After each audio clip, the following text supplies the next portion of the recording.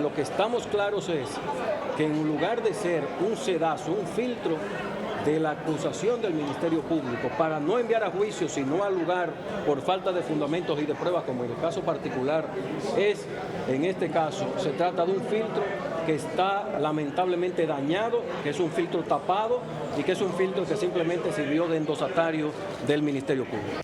El juez David Timoteo Peguero puso fin a la fase preliminar del juicio contra los implicados en el caso Antipulpo. Con su decisión, consumó el acuerdo al que había arribado el exdirector de la Oficina Supervisora de Obras del Estado, Francisco Pagán, con el Ministerio Público. El mismo establecía, entre otras cosas, que Pagán confesara haber sustraído dinero público y devolviera lo robado, a cambio de una pena benigna.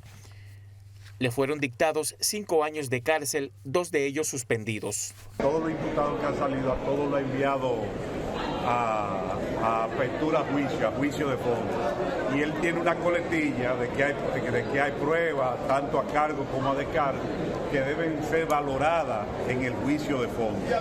Pero, señores, un juez que ha tenido la valentía con 35 años, y de los 35 años que tiene, lo leí en un periódico hoy, no recuerdo cuál, que tiene 8 en el sistema de justicia, Marchaverde está en el frente presionando, y tienen 2 años en el Ministerio Público gastando dinero con un plan mediático de presionar el sistema judicial, presionando y cuestionando al sistema de justicia cada vez que le varían la medida. Igualmente, el magistrado condenó a Juan Esteban Suriel Suazo a 5 años de prisión con 3 suspendidos, mientras que Lewin Ariel Castillo fue sentenciado a 2 años de prisión suspendida. El juez les advirtió que de no cumplir, su decisión sería revocada, ordenando el decomiso de los bienes incautados a los imputados. En el caso de los hermanos del expresidente Danilo Medina, Alexis y Magalis, fueron enviados a juicio de fondo, junto a Fernando Rosa y otros imputados.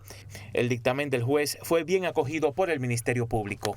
Bueno, ya ustedes vieron esta historia, es el preámbulo para el análisis que vamos a hacer esta noche con el doctor Marino Elcevif de este y otros temas palpitantes en la justicia dominicana. Doctor Elcevif, buenas noches, bienvenido una vez más a El Primer Plano. Muy buenas noches, aquí estamos de nuevo con mucho afecto para escucharles. Su parecer sobre esos acuerdos y esa decisión del juez. Bueno, se celebró una audiencia preliminar conforme lo establece el artículo 298 del Código Procesal Penal. En esa audiencia preliminar, la convocatoria fue para conocer las pruebas y a su vez el tipo penal propuesto para cada uno de los implicados conforme a la formulación precisa de cargos que establecen los artículos 19 y 95 del Código Procesal Penal. En esta audiencia se podía dar un no lugar en favor de alguien que no tuviera ningún tipo de implicación y que hubiera sido investigado, cosa que no ocurrió. Sin embargo, en esta audiencia hubo resoluciones que están permitidas conforme lo establece el artículo 301 del Código Procesal Penal, como fue, por ejemplo, la admisión de un penal abreviado en favor del ingeniero Francisco Pagán Rodríguez y otros. Hay otros 4 sí, otros 4 más. Entonces, incluso uno creo que fue eximido del juicio criminal o por un principio de conciliación o de oportunidad. Habría que ver la sentencia para poder hablar taxativamente. Los otros fueron enviados al juicio criminal sobre la base de que habían indicios graves, serios y concordantes que hacían presumir su culpabilidad conforme al tipo penal propuesto. Claro, es una victoria para el Ministerio Público. ¿Por qué? Porque ya la acusación pasó el sedazo del juez de instrucción y eso es algo que le favorece a quien es la parte acusadora. Tendrán que ir al juicio de fondo para entonces demostrar que no existen los elementos constitutivos de la infracción, que es una cosa diferente a lo que se estaba discutiendo. Un paréntesis para que la gente lo entienda. Por ejemplo, en el caso Odebrecht, que eran un grupo, exacto, hay un juez dijo, no, la mitad no sabe nada de eso. Fuera. Fuera. Sí. Dio un no lugar. Y se quedaron los 4 que están por ahí todavía pendientes. El no lugar fue el 304 del Código Procesal Penal. Exacto. Y los otros los envió al juicio criminal. Lo que está diciendo el juez, bueno, la prueba que me trajo la Procuraduría, Sí. parece que son verdad. Sí. Eso ahora lo determina Hay el un juez. indicio Sí, exacto. que usted tiene que ver con esa prueba y usted tiene que explicar el fondo si usted actuó con intención, si usted hizo una relación de causalidad entre esa prueba y las personas que lo involucran, pero ya ese es el fondo del proceso. Ahora, ¿qué pasa en este momento? ¿Cuál es la lectura que el pueblo le da a esto? Esperaron 2 años, casi 2 años y medio, para dar solamente medidas de coerción, como si fuese una sanción anticipada. Y todavía el Ministerio Público está pidiendo revertir esa situación. Y no sabe que con eso le está dando una ventaja procesal incluso a los propios procesados. Porque los días que esté preso se le computan para descontarlo en caso de que le condenen. De una sentencia condenatoria. ¿Me estás entendiendo? Entonces, en el caso de Pagán, que es lo que la Aún gente en la más prisión conoce. domiciliaria se le descuentan los días. Sí, ahí es que voy. Claro. En el caso de Pagán, de 5 años, Sí. entonces la sentencia queda clara, bueno, que son cumplidos que si yo qué, En su que casa. 3, que si yo qué. En buen español, ¿cuánto va a durar? Como 1 año preso. Porque él tiene 2, hay que contabilizarle 2. Lo que pasa es que el juez control de la prisión ya no es el juez de instrucción ni el juez de fondo. Es un juez especializado que se llama el juez de la ejecución de la pena.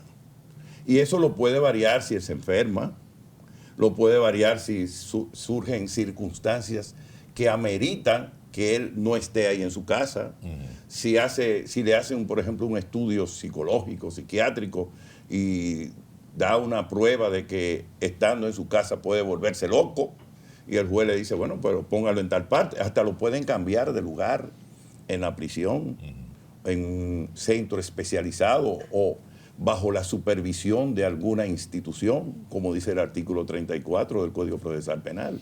Es decir, la suspensión condicional de la pena, como es el caso de la especie, la suspensión condicional que se puede operar ya no depende ni siquiera del juez del fondo, ni siquiera del juez de instrucción, sino el juez de la ejecución de la pena. ¿Qué le parece a usted, doctor, la decisión del juez de embargar 445 millones de pesos en favor del Estado a Alexis Medina y a otros encartados en este expediente? Mira, el hecho de esa parte es muy difícil y yo quería comentarla, ni siquiera con el código en la mano, sino hacer este tipo de sugerencia. Es uno de los momentos en que el Ministerio Público tiene la absoluta autoridad sin ningún tipo de límite. Y es la jurisprudencia que ha dicho que todas las acciones civiles que se lleven a cabo por parte del Ministerio Público tienen la misma normativa del derecho común. Me explico. Si usted le dice a una persona, yo le voy a embargar su dinero que usted tiene en el banco, usted tiene que tener un título líquido, cierto y exigible, que en este caso es una sentencia. Ahora existe esa sentencia. Pero en esos 2 años anteriores, el Ministerio Público hizo lo que le dio la gana con su dinero. Exactamente. Eso es una arbitrariedad. Exactamente. ¿Por qué? Porque no estaba poseído de una sentencia firme para poder hacer esa actuación. Pero todavía en esta etapa procesal, esa decisión del juez de instrucción no es una sentencia firme, es una sentencia precautoria, que puede ser movida a discusión, porque tú puedes decir, bueno, usted me está persiguiendo por un crimen, pero el dinero que yo tengo es anterior a la comisión de esos hechos. Mi casa, mi carro, la finca, etcétera, etcétera, porque son personas que parece tenían una vida holgada. Y esas personas pueden someter esos bienes y ser excluidos en el proceso civil y que continúe con respecto a los demás bienes. Pero es ahí donde se señala el poder coercitivo, el poder punitivo y el poder arbitrario con que cuenta hoy el Ministerio Público para hacer las investigaciones, donde ha revertido el principio de que la libertad es la regla y la excepción estar preso. Pero en materia civil ha revertido el principio de que para usted tener algo en sus manos por parte de la justicia, tiene que estar acompañado de un título cierto, líquido y exigible, o autorizado por un juez, conforme lo establece el artículo 48 del Código Procesal Civil. El Ministerio Público se adelantó. No hizo lo que él le da la gana. Sí, lo incautó. Y eso no está bien. Y eso es un límite que hay que poner al Ministerio Público. Ahora una pregunta, no sé si está en derecho, pero en percepción. La incautación es de 450 millones. Ajá. La acusación es de 4.500 millones. Eso no es ni un el 5% no.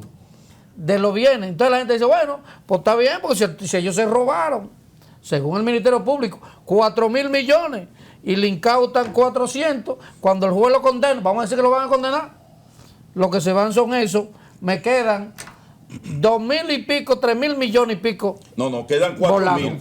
Porque Exacto. son 4.500. Exacto. Y hay Bueno. solamente 400. Exacto. Quedan ¿Y qué 4.100. pasa? Entonces ahí, esos 4.000 Se fumaron. Se fumaron. ¿Por qué? Por una razón muy sencilla, que nosotros óyeme, lo hemos dicho hasta la saciedad en estos 2 años. Esa investigación no se está haciendo igual que, por ejemplo, en el caso de Hacienda. En Hacienda no hay nadie preso. No. Y el Ministerio Público está haciendo su investigación. No hay nada incautado. Que era lo que había que hacer de principio. Hasta que usted no tenga toda la investigación, no se ponga a dar pruebas, ni estar llevándose de los medios comunicativos, ni estar llevándose de publicistas para llevar a cabo una acusación en los medios de comunicación. Eso es lo justo y lo legal, doctor, pero cuando el pueblo hay que darle pan y circo... Bueno, pero la justicia no es ni pan ni circo, la justicia es equidad. Eso es cierto. Y los principios constitucionales no son para estar, diríamos, deshechos por la propia autoridad. Doctor, queda un minuto. Entonces, ahora nos vamos al juicio de fondo. Sí. ¿Qué tiempo dura esa temporada Bueno, de animación? yo le dije a usted que iban a durar 2 años, 2 años y medio para el juicio en instrucción, o sea, para la preliminar que hoy estamos más o menos terminando en uno de los casos. Sí. Este juicio de fondo de 22 personas tiene, y qué sé yo, cuántos compañías, y ¿no? varias instituciones. Este juicio de fondo podría durar entre 3 y 4 o 5 años. 3 y 4, 5. Depende de los abogados que lo manejen. Si tuviera papá, Pina Acevedo, Héctor Sánchez o Machito Canto, que era el más de todo, o Duarte Pepín, que eran grandes incidentalistas, se plantean políticamente decir, bueno, hasta que este gobierno no pase, yo no cojo, este caso no pasa.